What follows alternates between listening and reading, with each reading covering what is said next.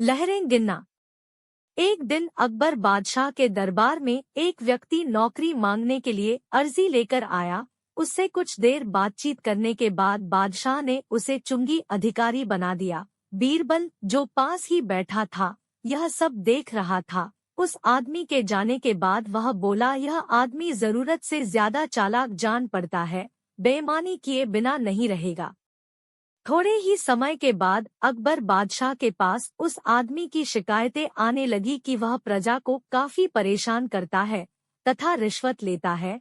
अकबर बादशाह ने उस आदमी का तबादला एक ऐसी जगह करने की सोची जहां उसे किसी भी प्रकार की बेईमानी का मौका न मिले। उन्होंने उसे घुड़साल का मुंशी मुकर्रर कर दिया। उसका काम था घोड़ों की लीद उठवाना।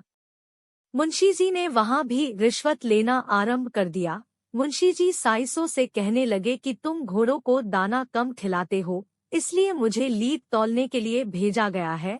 यदि तुम्हारी लीद तौल में कम बैठी तो अकबर बादशाह से शिकायत कर दूंगा। इस प्रकार मुंशी जी प्रत्येक घोड़े के हिसाब से 1 रुपया लेने लगे। अकबर बादशाह को जब इस बात का पता चला तो उन्होंने मुंशी जी को यमुना की लहरें गिनने का काम दे दिया। वहां कोई रिश्वत व बेईमानी का मौका ही नहीं था। लेकिन मुंशी जी ने वहां भी अपनी अक्ल के घोड़े दौड़ा दिए। उन्होंने नावों को रोकना आरंभ कर दिया कि नाव रोको, हम लहरें गिन रहे हैं। नावों को 2-3 दिन रुकना पड़ता था। नाव वाले बेचारे तंग आ गए। उन्होंने मुंशी जी को 10 रुपए देना आरंभ कर दिया।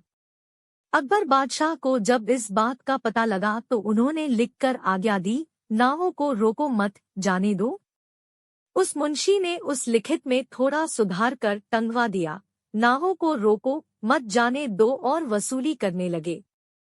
अंततः बादशाह को उस मुंशी को सार्वजनिक सेवा से बाहर करना ही पड़ा।